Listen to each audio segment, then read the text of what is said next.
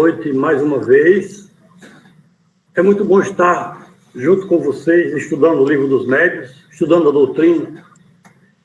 E sejamos agradecidos ao nosso Pai por nos permitir estarmos estudando a doutrina. Que nós tenhamos a determinação para perseverarmos nesse estudo, que tanto bem nos faz, orientando-nos na condução do caminho do nosso próprio melhoramento. Vamos dar seguimento ao estudo da segunda parte do capítulo 4, no subitem 22. Antecipando, eu vos peço desculpas, porque a tradução do meu livro, dos Médiuns, é de Salvador Gentili. E parece que está um pouco diferente da tradução que alguns de vocês têm. Vamos ter que consertar isso para que a gente esteja todos lendo e acompanhando em uma só, digamos, tradução. Bom, estudar o Livro dos Médiuns, estudar a doutrina espírita, exige de nós bastante reflexão e perseverança. Porque nós estamos estudando uma ciência de profundidade. Nós vamos vendo a cada momento como realmente é necessário reflexões. Eu estou fazendo associações e a gente vai perceber como o que tem no Livro dos Médiuns se associa e se aprofunda com o que está no Livro dos Espíritos. Todos os livros orientados pelos Espíritos, traduzidos e transmitidos para Kardec, encontram-se em perfeita harmonia. Não se encontram contradições entre eles. Então, eu estou fazendo essa colocação porque, à medida que a gente vai revendo, a gente vai observando a gama de particularidades que existem, às vezes, num simples ato nosso, e que a gente não tinha a menor ideia disso. Então, vamos seguir aqui e vamos tentar fazer o mais claro possível a transmissão dessas orientações. O item 22 é a pergunta: como o espírito faz para bater? Serve-se de um objeto material? E a resposta dada foi: não mais do que de seus braços para erguer a mesa. Sabeis bem que não tem martelo à sua disposição. Seu martelo é o fluido combinado, posto em ação por sua vontade para mover ou para bater. Quando move, a luz vos dá a ideia, a visão dos movimentos. Quando bate, o ar vos traz o som.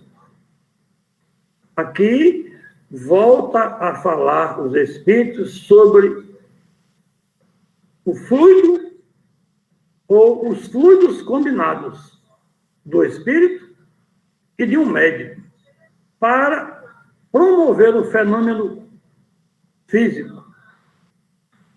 Item 23. Concebemos isso quando bate num corpo duro.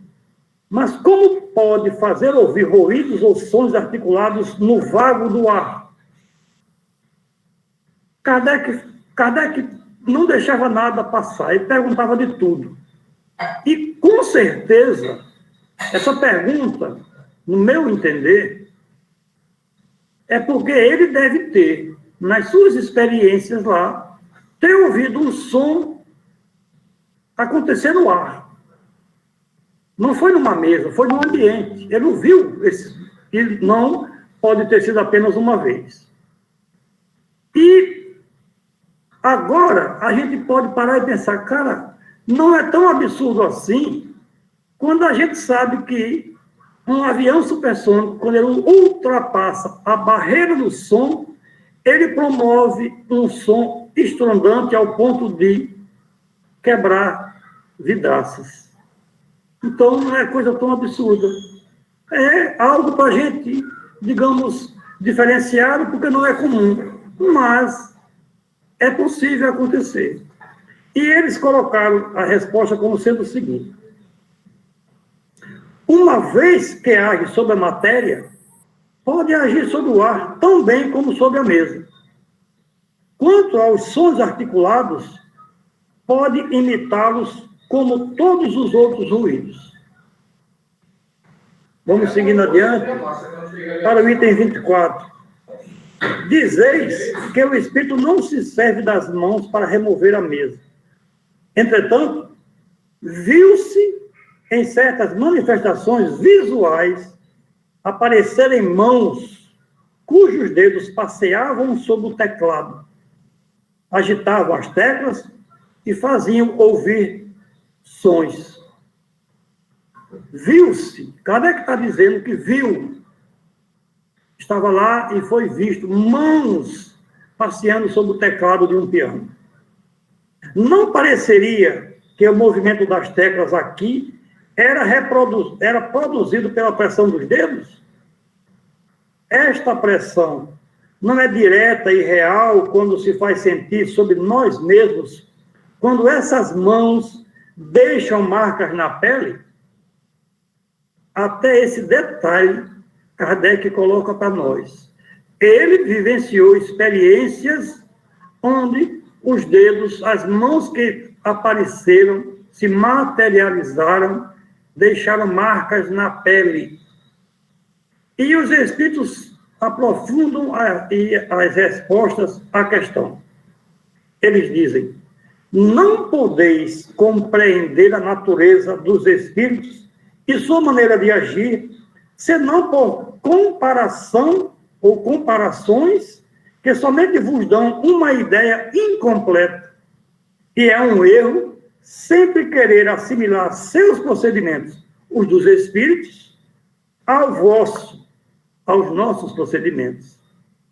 A gente quer fazer um comparativo e entender as ocorrências analisando como acontece conosco. Mas os espíritos têm uma outra caracterização, vamos dizer assim. Seus procedimentos devem estar em relação com o seu organismo. O organismo do espírito, que é um estudo que a gente vai fazendo na sequência.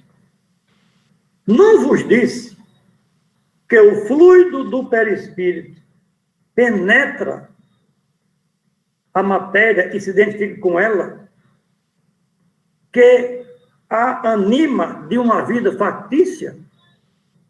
Estão repetindo aqui que os fluidos do perispírito penetram na matéria e dá vida à matéria.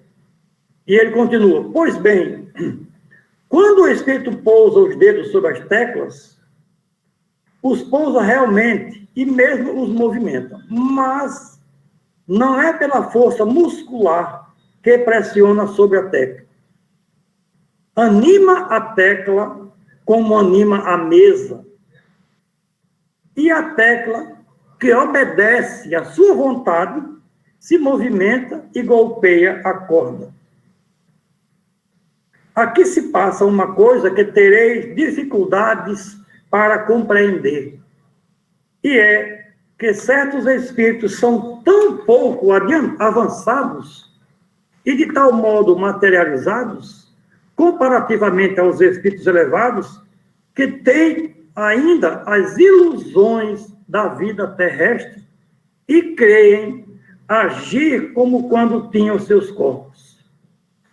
Não se dão mais conta da verdadeira causa dos efeitos que produzem, do mesmo modo que um camponês não se dá conta da teoria dos sons que articula.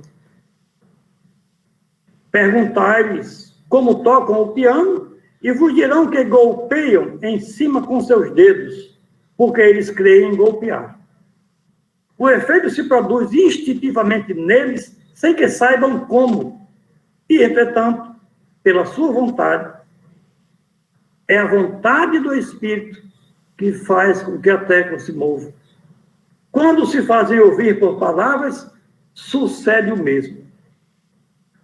Kardec acrescenta uma nota à explicação. Resulta dessas explicações que os espíritos podem produzir todos os efeitos que nós mesmos produzimos, mas por meios apropriados ao seu organismo. Certas forças que lhes são próprias substituem os músculos que nos são necessários para agir. Do mesmo modo que o gesto substitui nos mudos a palavra que lhes falta. Ele está começando a colocar para nós aqui a diferenciação que existe entre nossas ações com relação à matéria e as ações dos espíritos. O instrumento que o espírito utiliza quando desencarnado é o perispírito. E nós, quando encarnados, usamos o corpo físico. Item 25. É outra pergunta. Entre os fenômenos que se citam como provas da ação de uma inteligência oculta, há os que são evidentemente contrários a todas as leis conhecidas da natureza. A dúvida, então, não parece permitida? E os espíritos responderam: é que o homem está longe de conhecer todas as leis da natureza.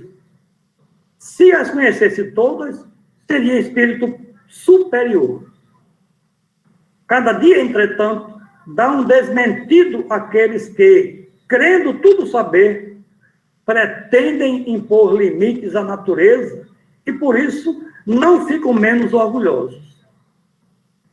Revelando sem cessar novos mistérios, Deus adverte o homem para desconfiar de suas próprias luzes, porque um dia virá em que toda a ciência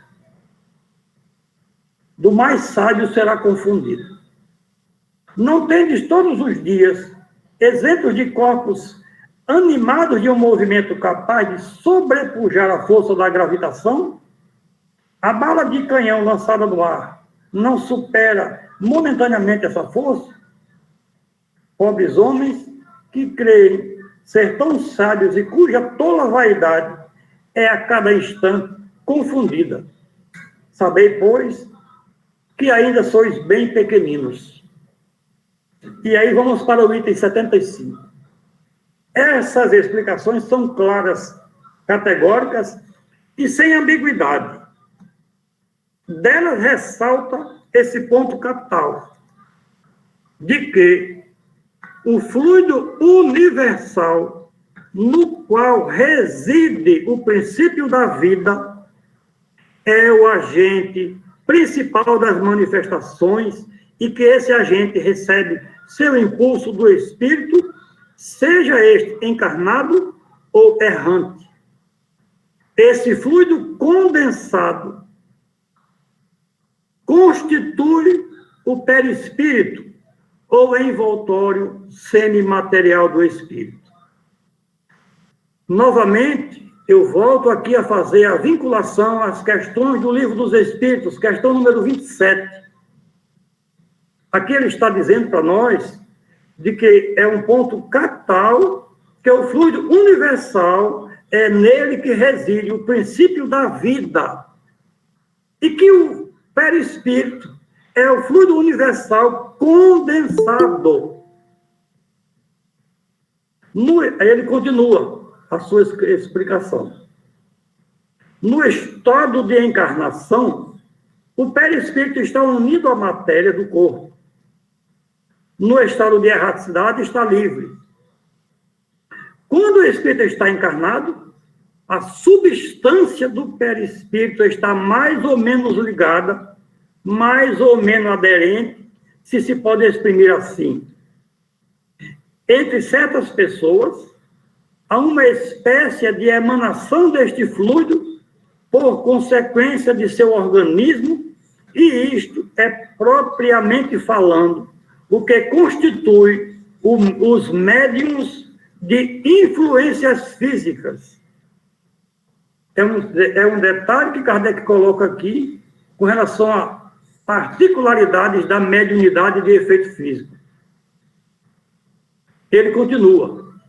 A emissão do fluido animalizado pode ser mais ou menos abundante, sua combinação mais ou menos fácil, e daí os médiuns mais ou menos potentes. Não é também permanente, o que explica a intermitência da força. Item 76. Se temos uma comparação, quando se tem vontade de agir materialmente sobre um ponto qualquer, colocado à distância, é o pensamento que quer, mas o pensamento sozinho não irá tocar esse ponto. Necessita de um intermediário que ele dirige. Um bastão, um projétil, uma corrente de ar, etc. Notai também que o pensamento não age diretamente sobre o bastão, porque se não o toca, não agirá por si mesmo. O pensamento, que não é outro senão o espírito encarnado em nós, está unido ao corpo pelo perispírito. Ora, ele não pode mais agir sobre o corpo sem o perispírito, como não pode agir sobre o bastão sem o corpo. Age sobre o perispírito porque é a substância com a qual tem mais afinidade. O espírito tem mais afinidade com o perispírito do que com o corpo físico. Para eu movimentar a mão, eu preciso, através do meu pensamento, conduzir a minha energia para mover os músculos da minha mão para fazer os gestos. E ele continua. O perispírito age sobre os músculos. Os músculos pegam o bastão e o bastão toca o objeto.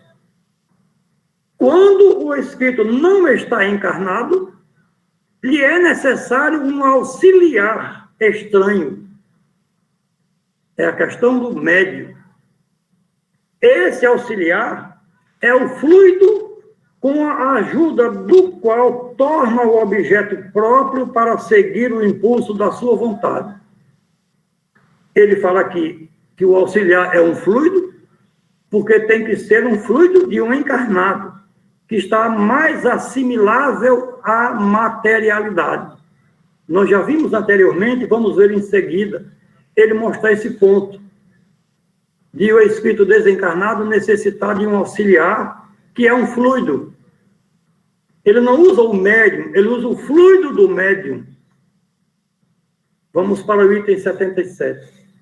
Assim, quando um objeto é posto em movimento, é levado ou lançado no ar, não é o espírito quem o pega, o empurra e o ergue, como faríamos com a mão. Ele o satura, por assim dizer, do seu fluido combinado com o fluido do médium.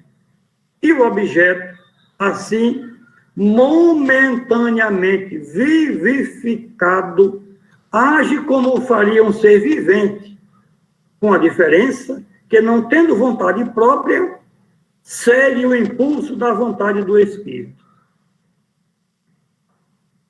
Claramente, nós estamos vendo, ser dito pelos espíritos, que eles dão vida à matéria bruta.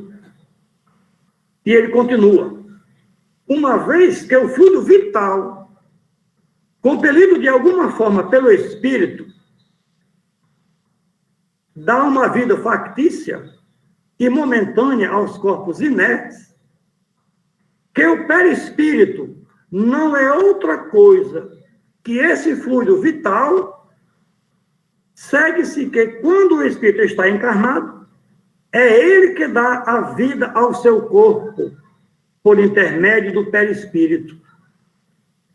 Novamente, sendo colocado que o perispírito é o fluido vital, que é o fluido que está contido no fluido cósmico universal.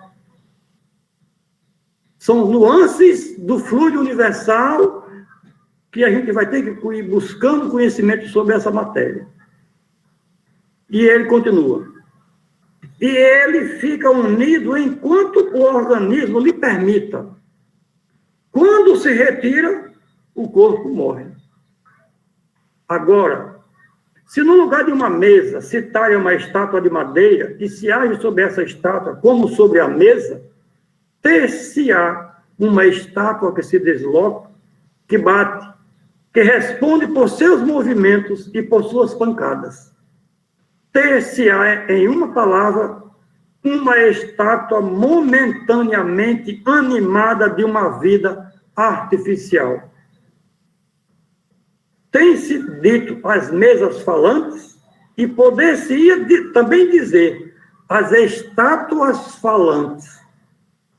Que luz esta teoria não derrama sobre uma multidão de fenômenos até agora sem solução.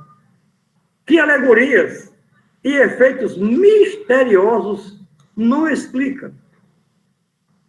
Nós estamos percebendo que é fundamental a gente aprofundar o nosso conhecimento a respeito dessa questão de fluidos, que nós estamos constantemente nos munindo e utilizando deles, e que quanto mais nós soubermos, mais condições de manipularmos estes fluidos de uma forma mais proveitosa, não apenas para nós, mas principalmente para os nossos semelhantes, em N situações. Vamos seguir em frente, o item 78.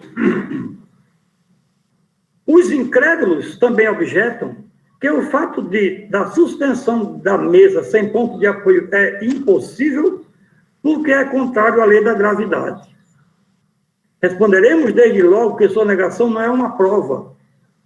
Em segundo lugar, que se o fato existe, por mais contrário a todas as leis conhecidas, isso provaria uma coisa, que repousa sobre uma lei desconhecida e que os negadores não podem ter a pretensão de conhecer todas as leis da natureza. Acabamos de explicar esta lei, mas não é uma razão para que seja aceita por eles. Precisamente porque foi dada pelos espíritos, que tiraram sua roupa terrestre em lugar de ser por espíritos que a têm ainda e que se sentem na academia. De tal sorte que se o espírito de Árago, vivo, tivesse apresentado essa lei, a teriam aceito de olhos fechados.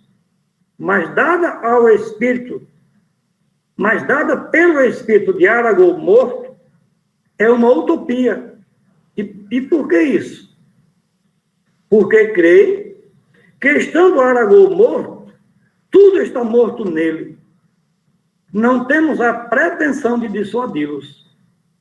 Entretanto, como esta objeção poderia embaraçar certas pessoas, vamos ensaiar em respondê-la desde seu ponto de vista, quer dizer, fazendo abstração por um instante da teoria da animação factícia. Meus irmãos, eu chamo a atenção aqui para a humildade e a fortaleza de Kardec. Ele diz aqui, não temos a pretensão de dissuadi-los. Kardec está se referindo aos sábios daquela época que eram contrários a tudo que era dito pelos espíritos. Mas Kardec, com muita humildade, consciente do que estava fazendo, fez o trabalho dele.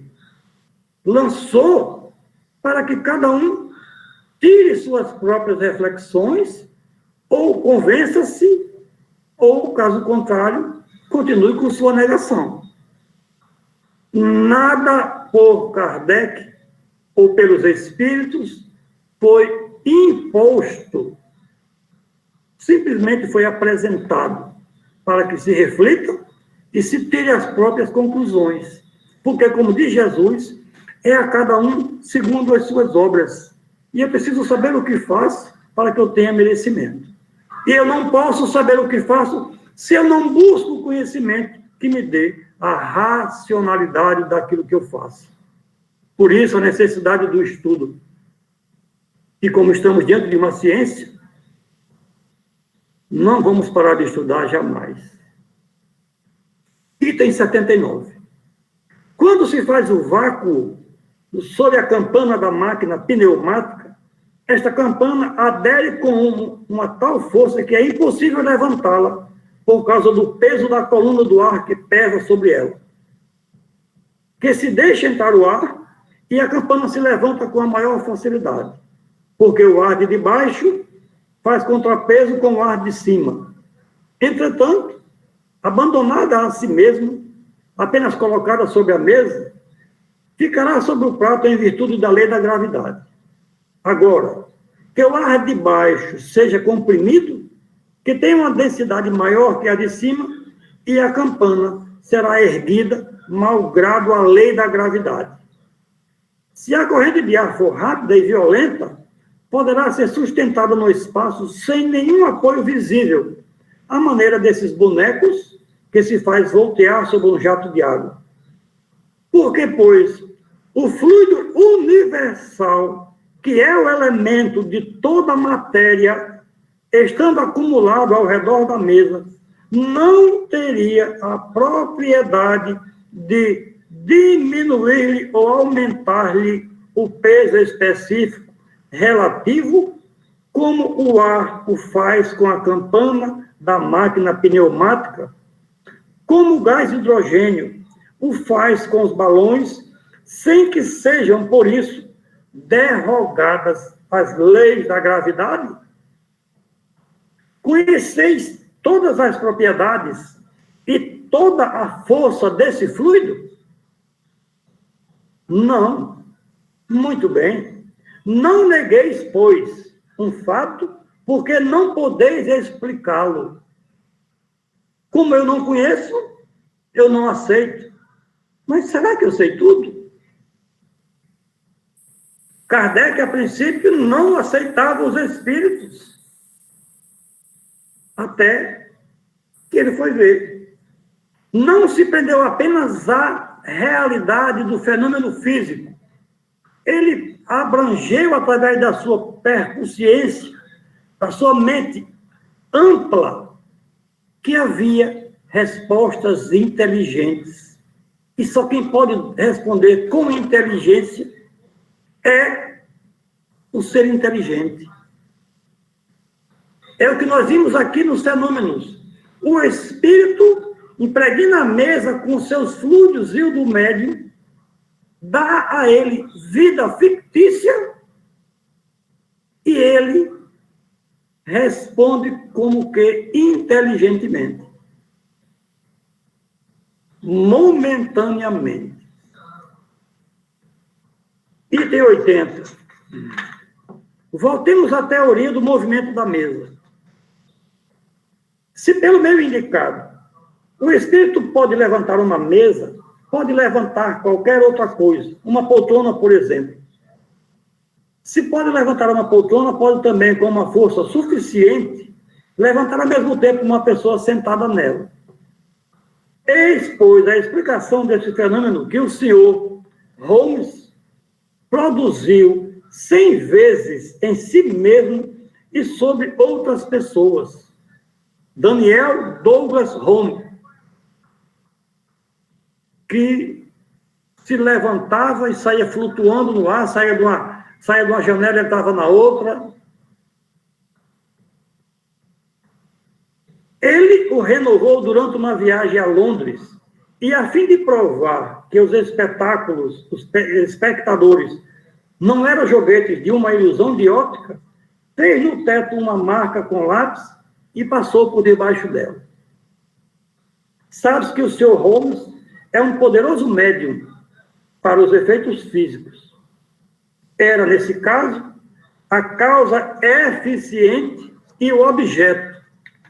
Ele, Daniel, era o objeto do efeito físico. Ele tinha o fluido, ele próprio se deslocava através da utilização dos fluidos que ele possuía. Item último desse tema, 81. Faz falamos do aumento possível do peso.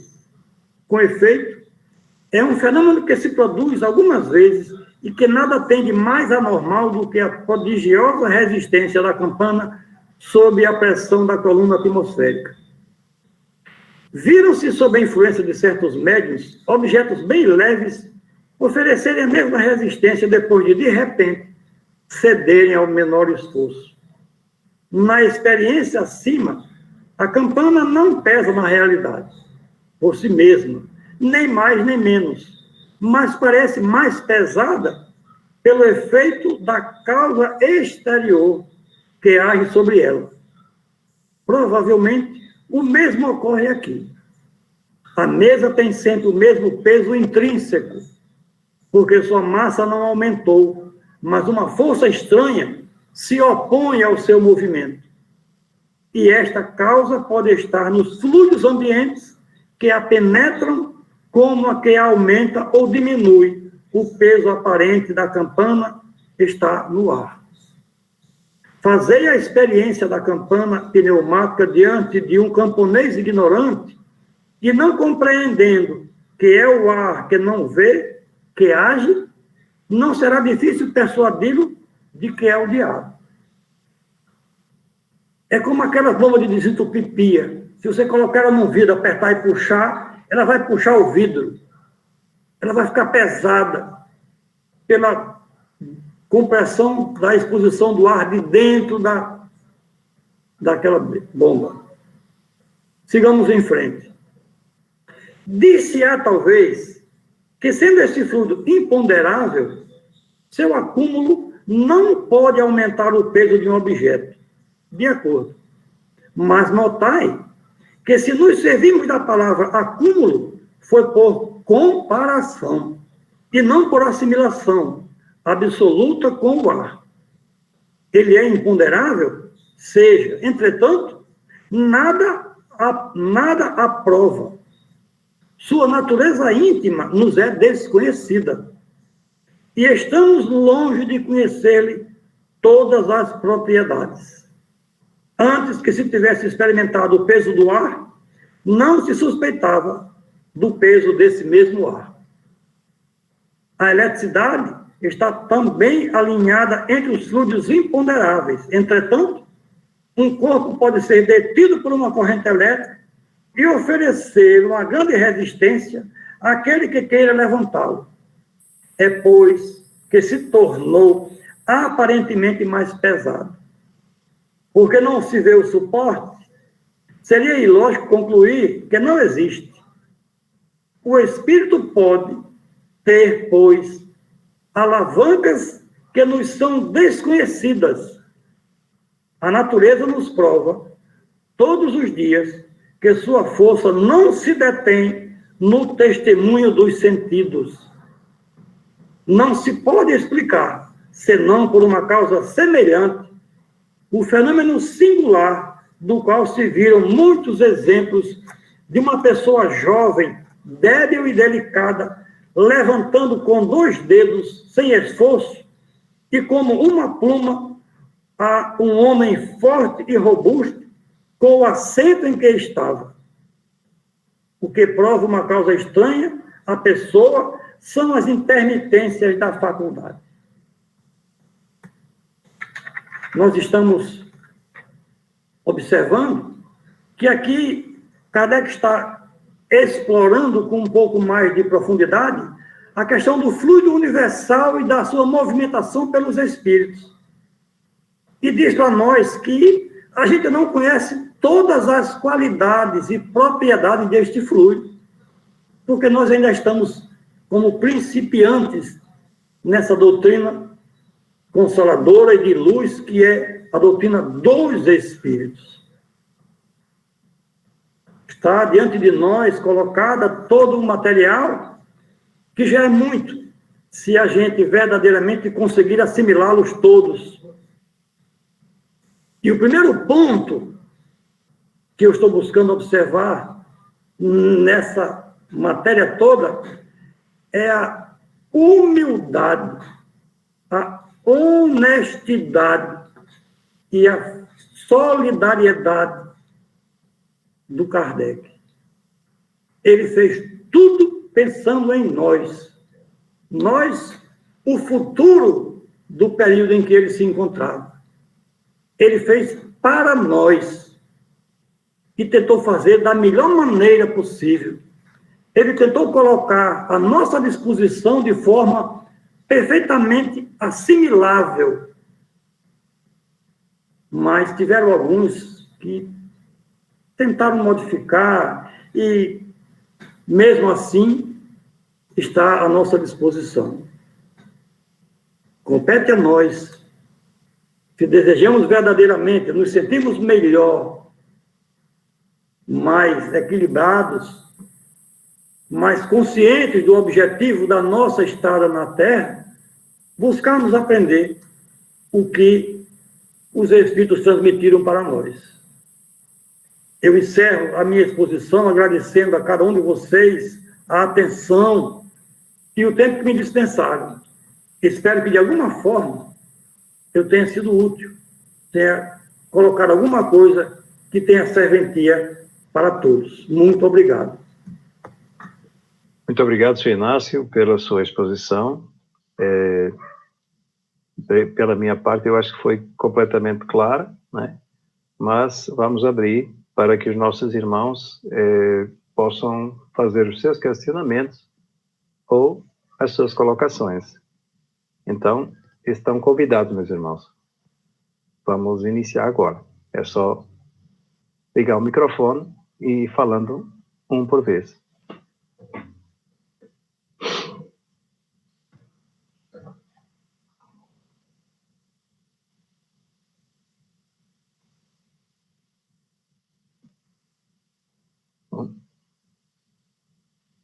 Acredito que tenha todo mundo ficado esclarecido, né? Bom, eu então vou me permitir fazer aqui uma reflexão só sobre um pequeno fato que me chamou a atenção. Toda a matéria, ela é derivada do fluido inicial, não é assim, Sr. Inácio? Então, o fluido inicial é parte intrínseca e extrínseca de todo objeto, de toda a matéria, tá? Então, se ele já é componente, né? Como é que ele vai aumentar o peso? Se ele é componente de determinado átomo, já é componente, o seu peso já está dentro desse próprio átomo. Não importa o peso, digamos assim, o peso desse átomo ou desse conjunto de átomos que formam uma mesa, por exemplo. Então, já faz parte, isso foi um pequeno devaneio mental, né? Que é lógico, né? E assim, eu acho que o senhor Inácio gostaria de dizer alguma coisa? Pode, eu estou aguardando você concluir para poder... Então, se você está aguardando que eu vá concluir, você vai aguardar até 6, 7 da manhã, porque eu vou começar devagar. Então, eu vou parar. Porque quando você colocou a questão de aumentar o peso, é justamente aqui o penúltimo parágrafo. Disse-á, talvez, que sendo esse fluido imponderável, seu acúmulo não pode aumentar o peso de um objeto. De acordo. Mas notai que se nos servimos da palavra acúmulo, foi por comparação e não por assimilação absoluta com o ar. Quer dizer, ele concorda. Não existe aumento. É um efeito que é produzido. Até porque, assim, é isso que eu disse. Toda a materialidade advém exatamente da variação desse fluido inicial. E esse fluido inicial, também, eu insisto, ele está na origem de todas as energias, também da energia vital, tá? Então, o nosso espírito, eu reforço também isso aqui, é uma forma de energia, né? Derivada do próprio fluido universal, entendeu? Ele não é o fluido puro. É assim... Então, assim, o que eu achei interessante, toda a parte de explicação dos ruídos, do peso, do levantamento, do movimento, da vida, que digamos que é emprestada, uma vida não inteligente, que é emprestada ao objeto, para mim, já está um negócio natural, entendeu? Não tem nada de sobrenatural. É ciência divina operando através dos mecanismos que nós conhecemos. Agora, realmente tem uma parte desses mecanismos, que são os mecanismos espirituais, e muita ciência divina, que nós não conhecemos. Quando os espíritos dizem que o fluido ele é imponderável, eles estão dizendo que ele é imponderável, o fluido universal, para nós. O que não quer dizer que ele seja imponderável para outras civilizações, para outras humanidades que estão mais avançadas e já não precisam da matéria densa como nós precisamos. Então, eu vejo que o nosso pensamento é uma energia viva, e essa energia viva que atua constantemente sobre o fluido vital, que mesmo sem nós entendermos e percebermos, né, ele cria as nossas realizações. Por isso que nós dizemos, a gente vai estudar lá mais para frente, algumas materializações, né, que nós não conseguimos enxergar, mas que elas existem.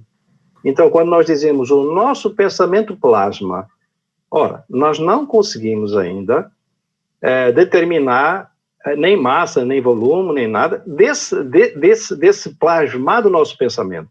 Mas a gente sabe que médios conseguem enxergar essas ideias, né? esses fenômenos, não é?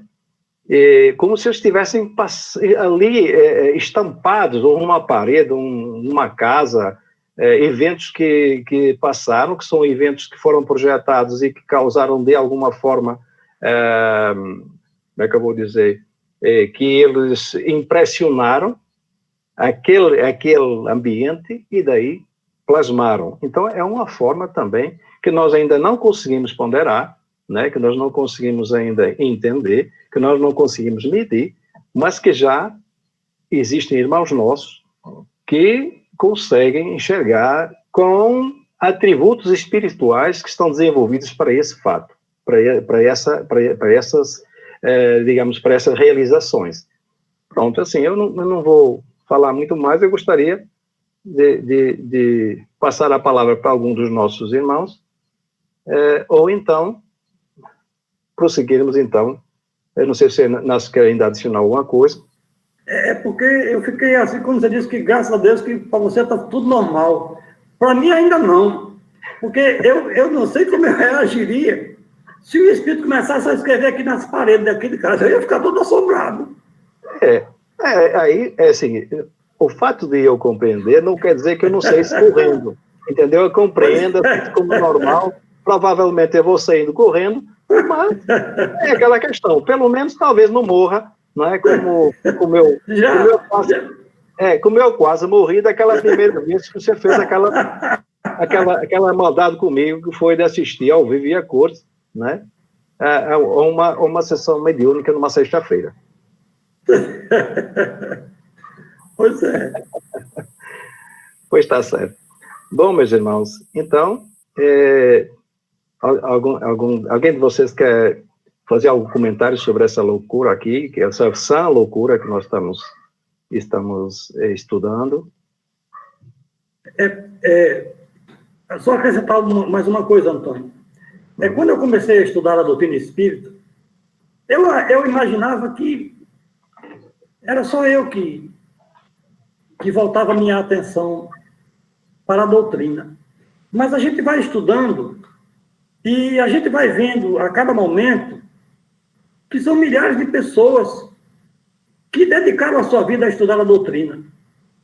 Leopoldo Cirne, filho aqui de João Pessoa da Paraíba, dos primórdios da doutrina espírita aqui no Brasil, ele tem um livro que é belíssimo. É um livro profundo, um livro de mais de 400 páginas, que vale a pena. E a gente vai vendo que são muitos os brasileiros. Não são apenas Chico Xavier, Divaldo Franco.